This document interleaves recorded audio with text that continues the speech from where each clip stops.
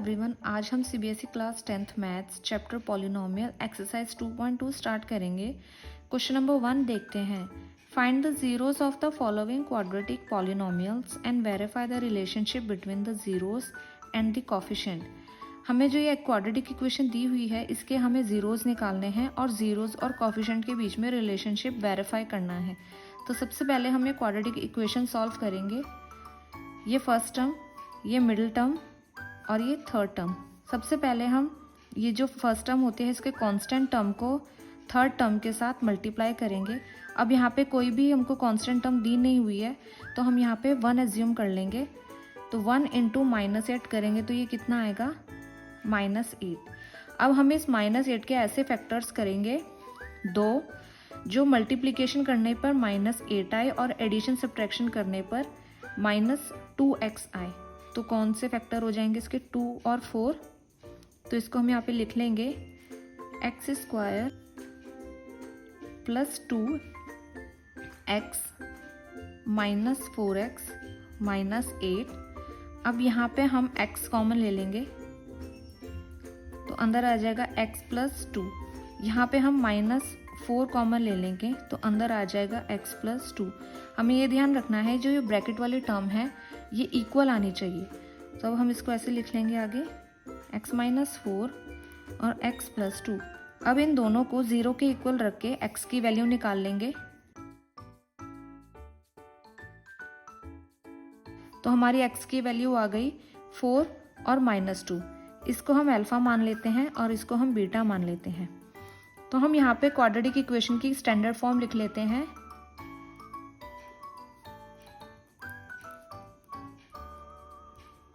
ax² + bx + c = 0।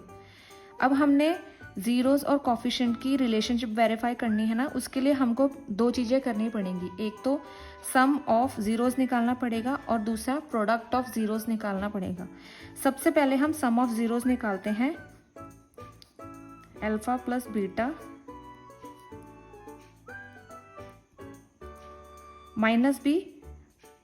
-b coefficient of x, a coefficient of x²। तो यहाँ पे values put कर देंगे।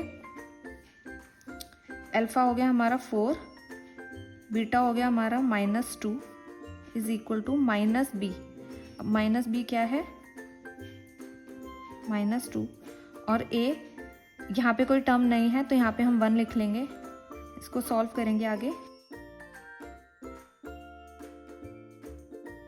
ये हमारा इक्वल आ गया। इसके बाद हम प्रोडक्ट ऑफ जीरोस निकालेंगे।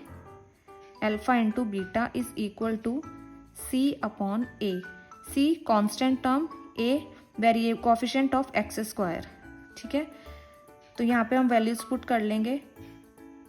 अल्फा 4, बीटा -2 = कांस्टेंट टर्म -8 और a हमारा कुछ नहीं है यहाँ पे लिखा तो 1 मान लेंगे। 4 × -2 = 8x -8 और यहाँ पे -8। ये दोनों इक्वल आ गए और हमारे जीरोस और कोफिशिएंट वेरीफाई हो गए। सेकंड पार्ट पे आते हैं। 4s² - 4s + 1। इसे भी हम वैसे करेंगे जैसे हमने फर्स्ट पार्ट किया है। सबसे पहले हम क्वाड्रेटिक इक्वेशन सॉल्व करके इसके जीरोस निकालेंगे। तो फर्स्ट टर्म की कांस्टेंट टर्म को हम थर्ड टर्म के साथ मल्टीप्लाई करेंगे। 4 × 1 ये आएगा 4।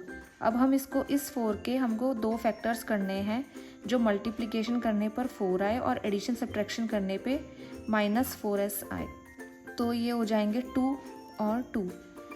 तो इसको हम आगे लिख लेंगे 4s² -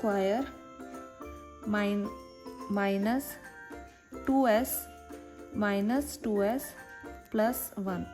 तो यहाँ से हम 2s कॉमन ले लेंगे तो ब्रैकेट में बचेगा 2s - 1। यहाँ पे हम -1 कॉमन ले लेंगे तो ब्रैकेट में रहेगा 2s - 1। तो आगे हम इसको लिख लेंगे 2s - 1 2s - 1 एक ब्रैकेट में। इन दोनों को 0 के इक्वल रख के हम s की वैल्यू निकालेंगे। 2s - 1 = 0। तो s हो जाएगा हमारा 1/2 और अब इसको 2s minus 1 equals to 0, s is equal to हो जाएगा 1/2। ये हमारे दो ज़ीरोज़ आ गए हैं। अब हमने वेरिफिकेशन करना है ज़ीरो और कोफिशिएंट के रिलेशनशिप का, तो उसके लिए हमको सम ऑफ ज़ीरोज़ निकालना है और प्रोडक्ट ऑफ ज़ीरोज़ निकालना है। तो इसको हमने अल्फ़ा मान लिया, इसको हमने बीटा मान लिया। तो सबसे पहले हम सम निकालेंगे, alpha plus beta is equal to minus B upon A. यहाँ पे हम स्टैंडर्ड फॉर्म लिख लेते हैं क्वाड्रेटिक इक्वेशन की, ax² प्लस bx प्लस सी। तो अल्फ़ा हमारा 1/2 है, plus beta 1/2 minus coefficient of s, तो -4 अपॉन कोफिशिएंट ऑफ s², तो यह जाएगा 4। तो इसको हम सॉल्व करेंगे।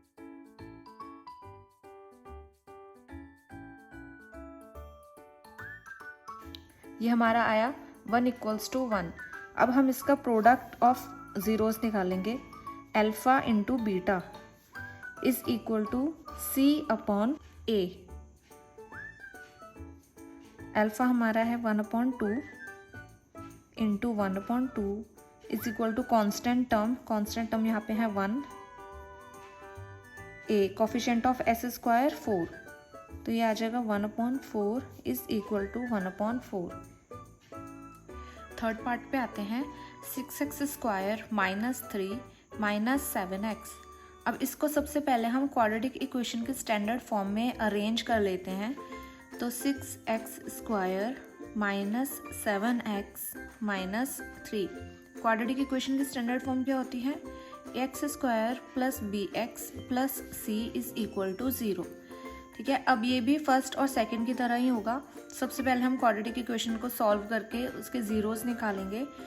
तो कांस्टेंट टर्म को, x² के कांस्टेंट टर्म को थर्ड टर्म के साथ मल्टीप्लाई करेंगे, तो ये होगा 6 इंटू -3, तो ये हो जाएगा -18। अब -18 के हमको ऐसे फैक्टर्स करने हैं दो, जो मल्टीप्लिकेशन करने पे 18 आए और एडिशन सब्ट्रैक्शन पे -7 आए। तो इसके दो फैक्टर्स क्या होंगे, 2 और 9।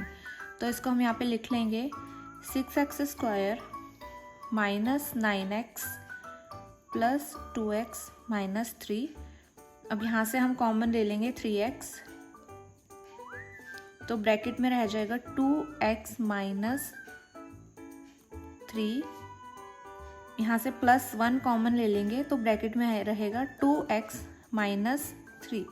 अब हम इसको लिख लेंगे 3x प्लस 1 एक ब्रैकेट में और 2x माइनस 3 एक ब्रैकेट में। अब इन दोनों को 0 के इक्वल रख के इसके हम x की वैल्यू निकालेंगे। तो 3x plus 1 is equal to 0, 3x is equal to -1, x is equal to -1/3, 2x minus 3 is equal to 0, 2x is equal to 3, x is equal to 3/2।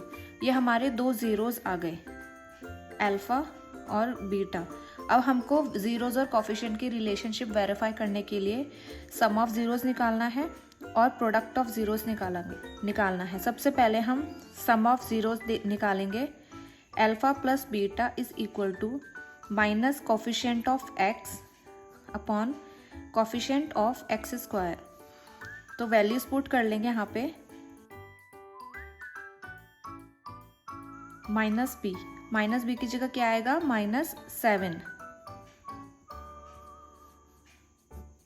और ए की जगह आएगा 6।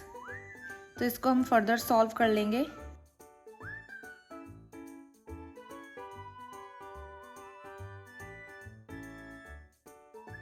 तो ये हमारा आ गया 7/6 इज इक्वल टू 7/6। अब हम प्रोडक्ट ऑफ ज़ीरोज़ निकालेंगे, alpha into beta is equal to constant term upon A. तो अल्फ़ा हमारा है -1/3 इंटू बीटा है 3/2 is equal to constant term क्या है, -3, ए कोफिशिएंट ऑफ x², 6, यहाँ पे आ जाएगा 6। तो अब इसको सॉल्व कर लेंगे।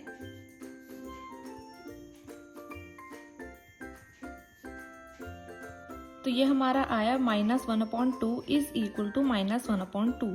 ठीक है, तो हमारा जीरोज और एंड कोफिशिएंट की रिलेशनशिप वेरीफाई हो गई। ऐसे ही मैथ्स की और वीडियोस देखने के लिए please do like share and subscribe to my channel.